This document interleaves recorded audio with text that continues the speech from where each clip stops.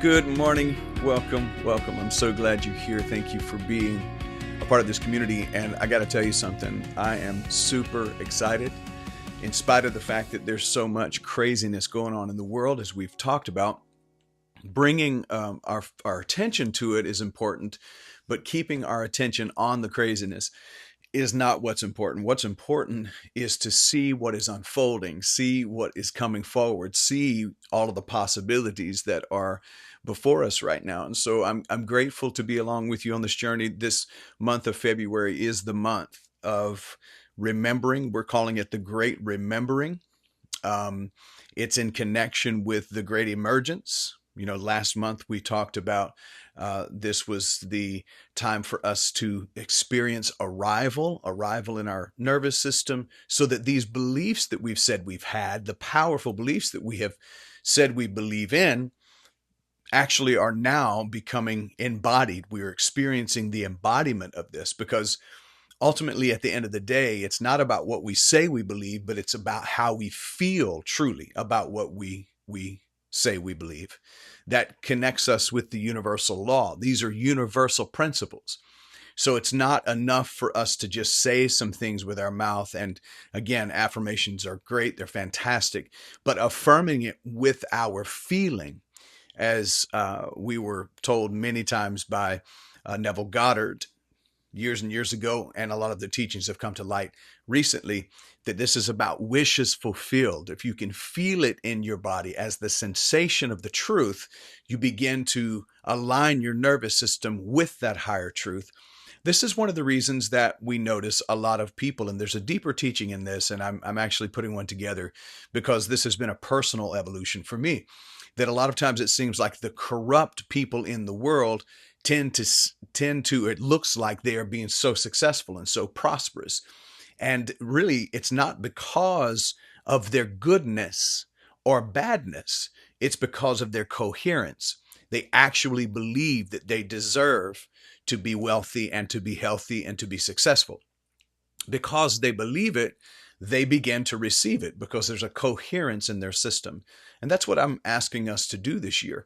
As this is the great emergence, it's not just the urgency and the emergency that we're seeing all around us in the chaos, but it is the catalytic power that it has. When we start to come into full coherence with the truth that we are entering a new earth, that we are here to help create a new world and a new world order that's in alignment with compassion, that's in alignment with love, that's in alignment with joy and with peace and all of the fruits of the Spirit, as it's referred to by St. Paul of the Christian Bible. As we do that, we are allowing ourselves to really come into full alignment with the truth. So it's not as much even your assignment as it is your alignment that makes the assignment possible. I'm learning this for myself, and as I'm learning it, I'm inviting you along. So this month is the Great Remembering. This is week 1. We are getting into You Have Always Been This. Somebody pat yourself on the chest and say, I have always been this. And if I was going to subtitle this, it would be Stop Trying So Hard to Become What You Already Are. Loved ones, look, I'm welcoming us into February, and I'm saying we are welcome to what I'm calling the Great Remembering, because what we've called becoming is actually just remembering. You're not becoming worthy. You are remembering you always were worthy. You're not becoming whole. You are remembering that you never stopped being whole, not in reality. You are not necessarily becoming divine as much as you are remembering. You are remembering that you were never anything else but divine. You are a divine being having a human experience and expression. Now, I know some of you may be thinking, now, John, that sounds beautiful, but my life is a mess. And I agree.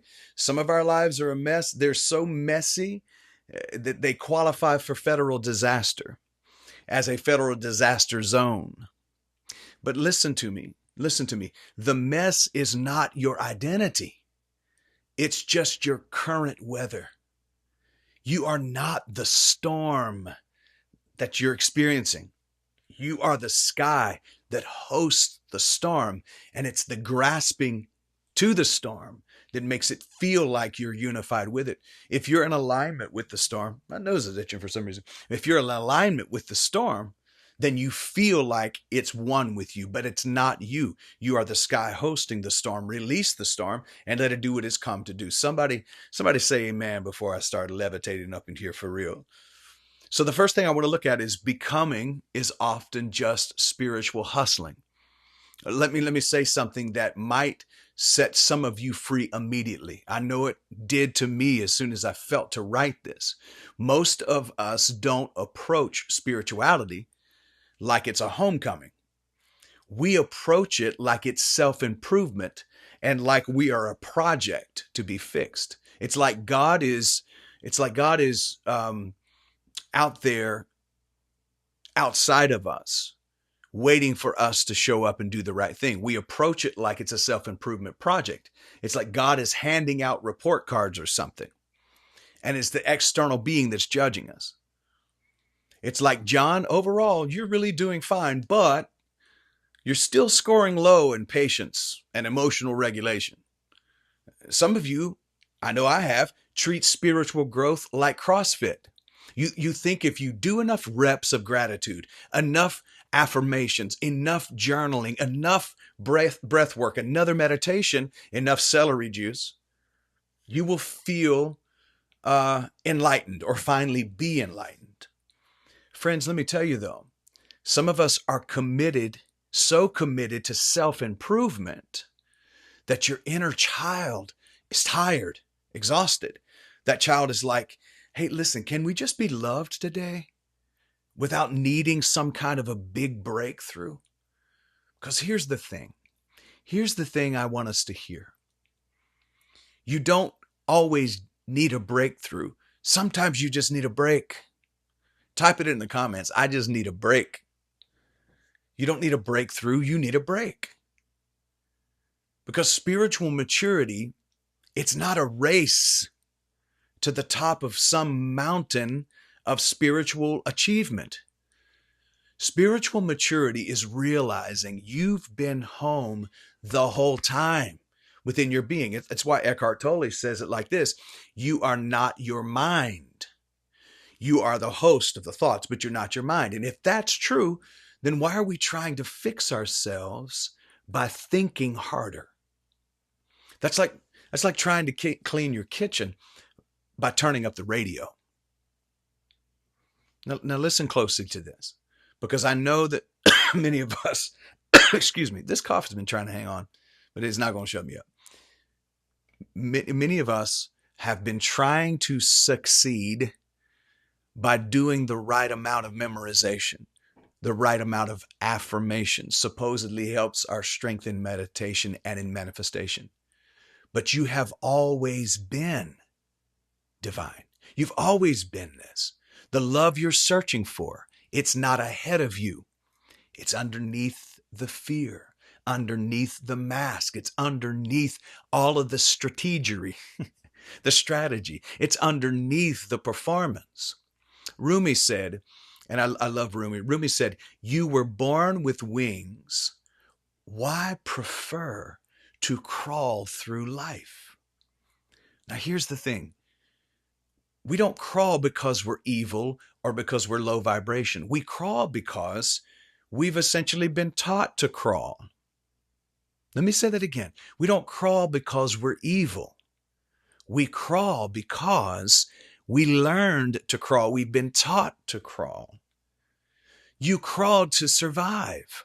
Some of you didn't have the luxury of being fully yourself growing up. You had to become the peacemaker. You had to become the achiever. You needed to be the quiet one, the clown, the person who was always making everybody laugh and at your own expense. You became the caretaker, the don't make waves kid. And I came to tell somebody a little something. You adapted, you survived, but you are not required to keep living in survival. Ram Dass said, we're all just walking each other home. Not walking each other to a new identity, walking each other home. In the process of this walking, people will say, yeah, but the ego. What do I do with the ego? Now, I want us to think of the ego differently. I've been thinking of the ego differently lately. Now, I've said for a long time the ego is not something that we're supposed to kill or destroy or, dissolve even. It's really more about resolving and aligning it, understanding what it is and what it isn't, and bringing it into alignment with a higher truth. But the ego is not your enemy. The ego is just dramatic. Now let's talk about the ego, because some of you, I know I did, grew up with this idea that ego equals evil, self equals sin, and desire equals demonic. Meanwhile, in our lives, I don't know about you, but in my life, half of the church people were rebuking demons while needing therapy and a nap. That's all they needed was therapy and a nap. And they were calling out devils. I almost want to say, let the church say, Let me help us heal this. Let me heal this for us real quick. The ego is not evil. Pat yourself on the chest and say, the ego is not evil. Say to your ego, you're not evil. You see, this realization is the magic because it keeps us from having an enemy that's a creation of a religious paradigm. The ego is not evil. The ego is a nervous system response. The ego is kind of like a hyperactive bodyguard. The ego isn't your enemy. The ego is not your enemy. You are not at enmity with the ego. In fact, the ego is a part of your life, a part of your existence. Ego is just the part of you that says, I'm going to control everything so I don't get hurt again. Ego is that friend who means well, but is all the time ruining your vacations. You're trying to rest. The ego is out here trying to produce. The ego is like, hey, yeah, but what if they don't like us? What if it doesn't work? What if we get abandoned again? What if we're behind?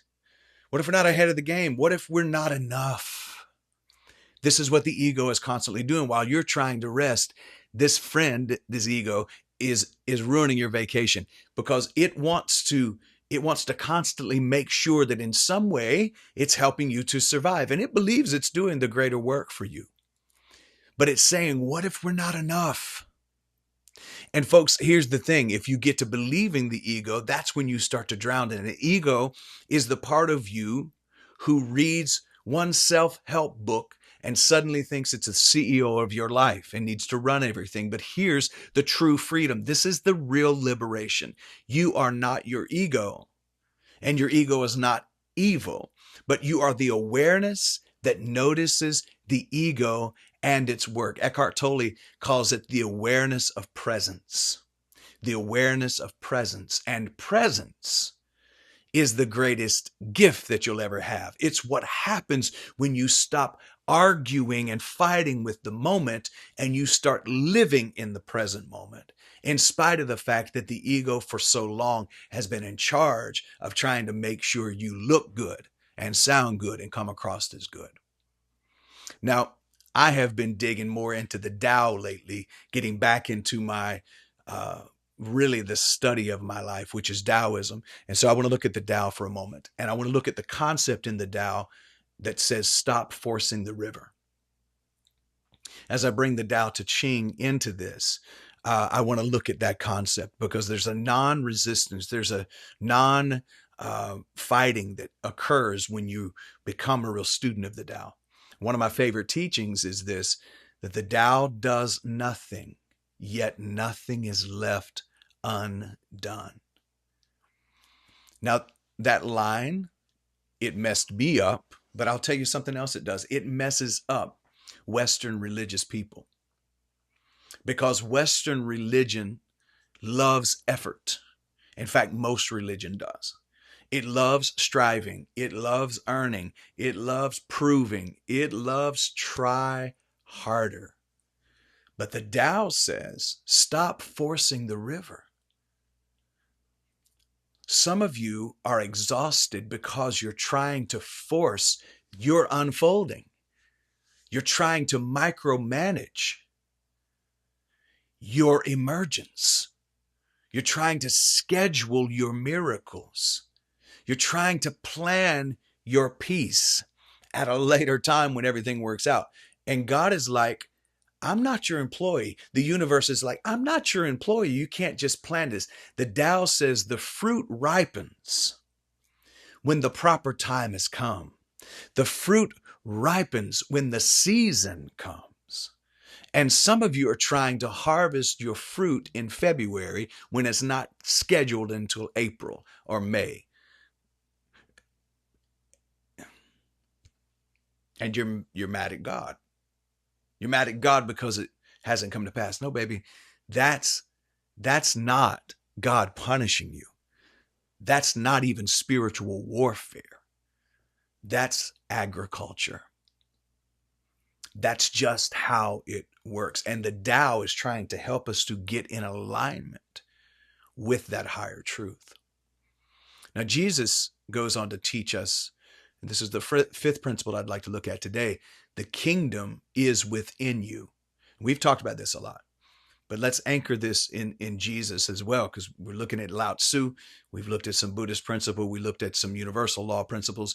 But Jesus taught this as well. Jesus said, and I quote here, the kingdom is within you.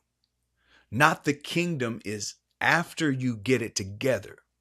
Not the kingdom is once you finally conquer all your bad habits.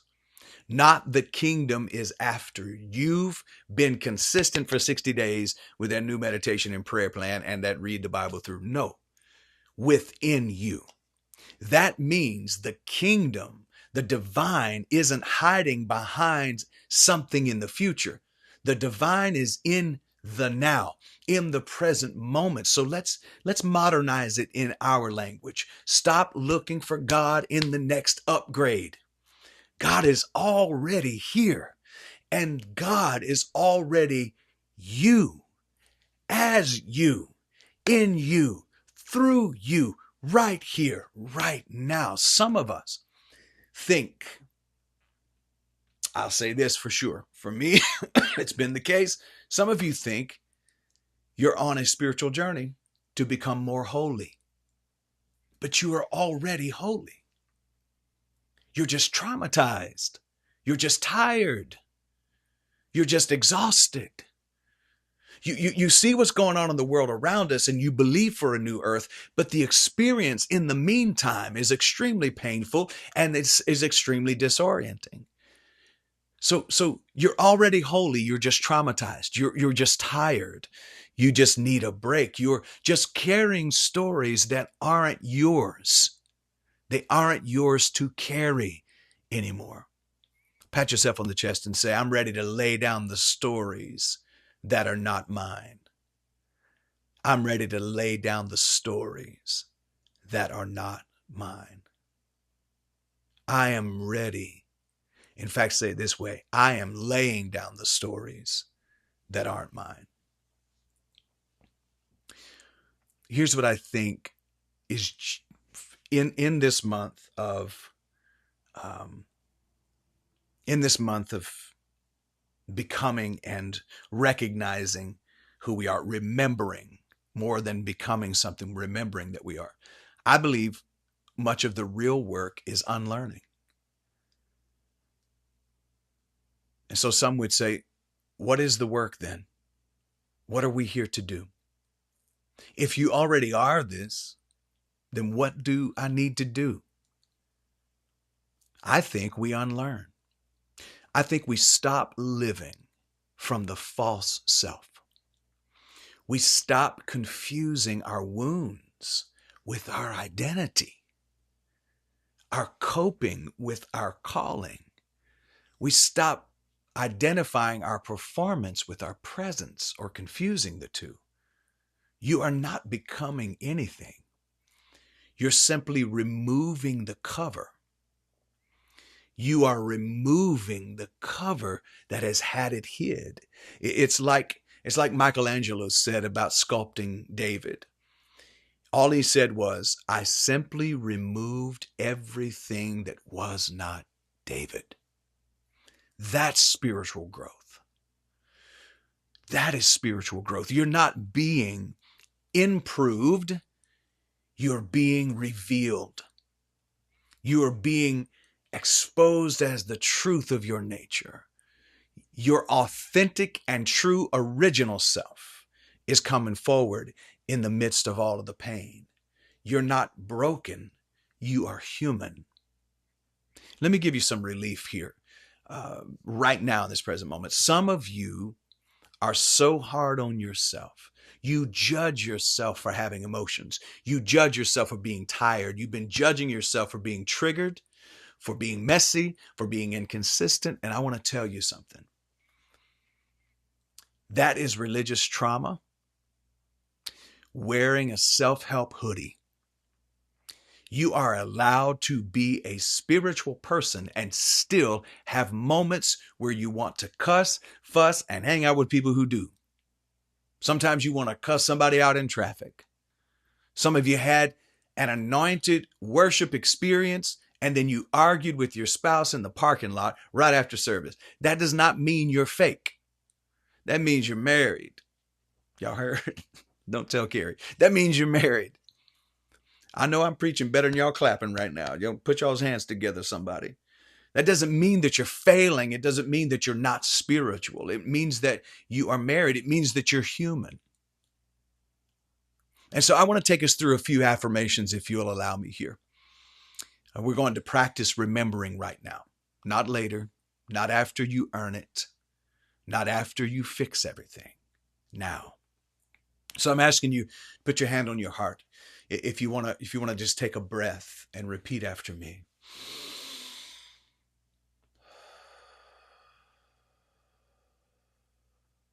I release the need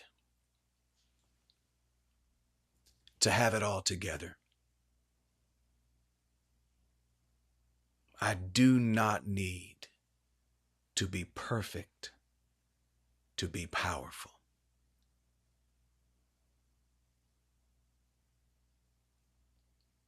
I bless my humanity and stop fighting it.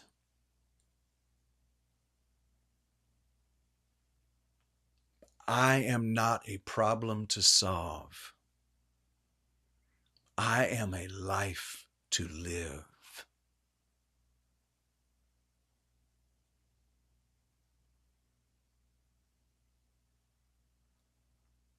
Now, what I would like to do is for us to join together on what I would call a closing anchor. Everybody together.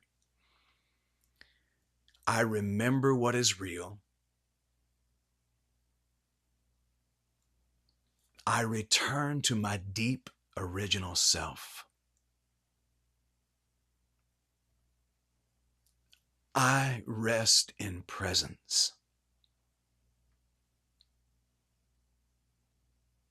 And I welcome myself home.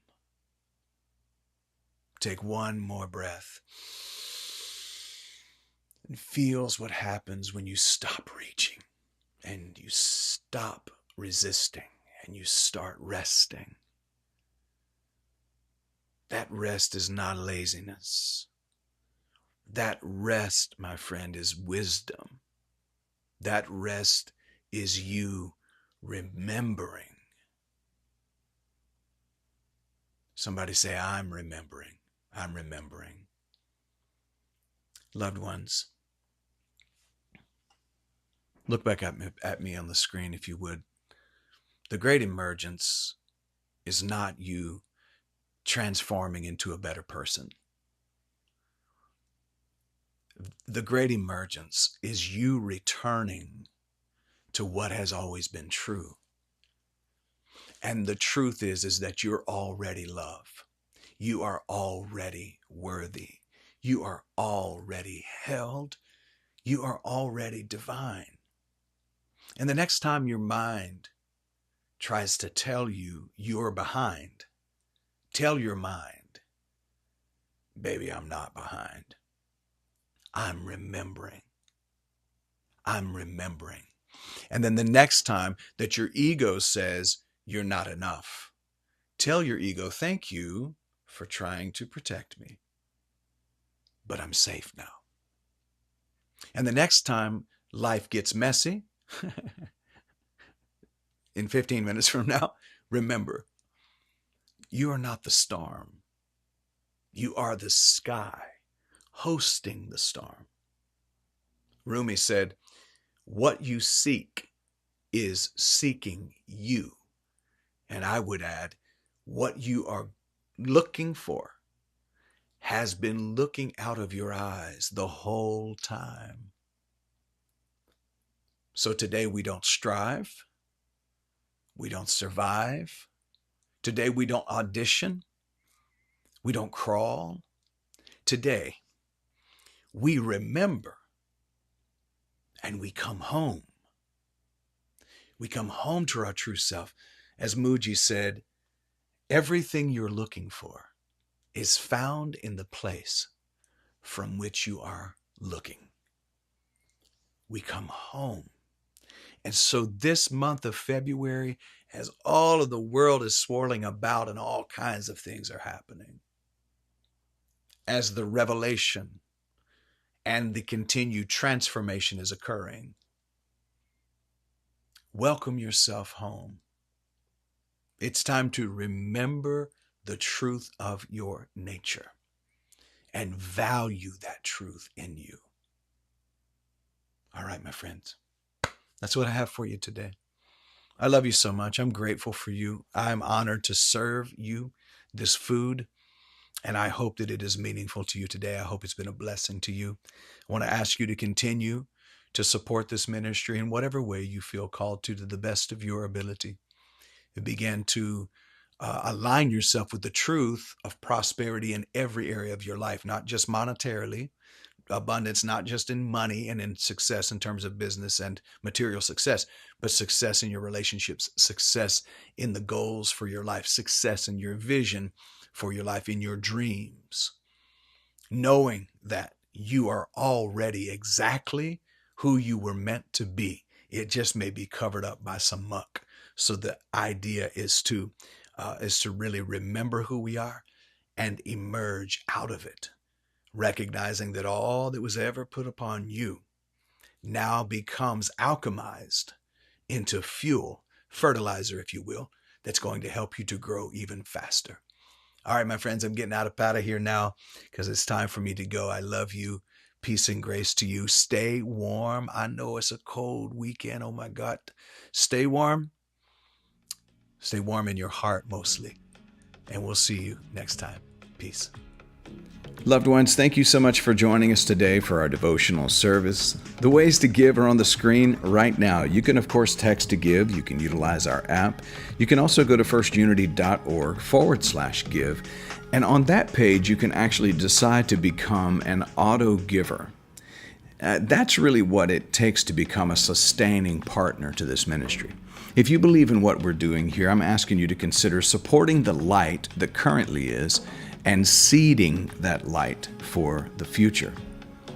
We continue with our ways to give by offering our P.O. Box, our Cash App, and our QR code for you to scan on the screen. So I want to say a special thank you to everyone who has chosen this community to be a place where you want to give your financial seed. Know that when you're planting that seed, it is going into fertile soil, and you activate the law of circulation in your life. God bless you.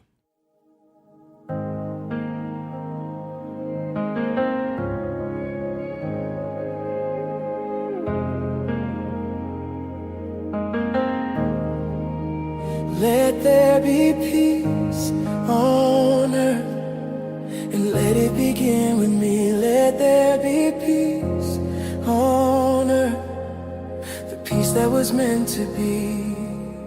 With God as creator, family all are we.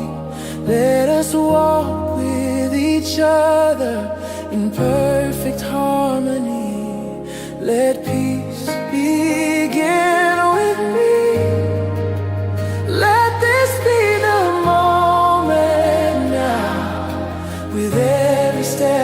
take. Let this be my joyous vow, to take each moment and live each moment in peace eternally. Let there be peace on earth, and let it begin with me. Let it begin with me. Let it begin with me. It begins with me. I am peace. Let there be peace on earth, and let it begin with me. Let there be peace on earth, the peace that was meant to be, with God as creator, family all are we. Let us walk with each other in perfect harmony. Let peace begin with me. Let this be the moment now, with every step I take. Let this be my joyous vow, to take each moment and live each moment in peace eternally. Let there be peace on earth, and let it begin with me. Let it begin with me. Let it begin with me. It begins with me. I am peace. I am peace. I am peace. I am peace. I am peace.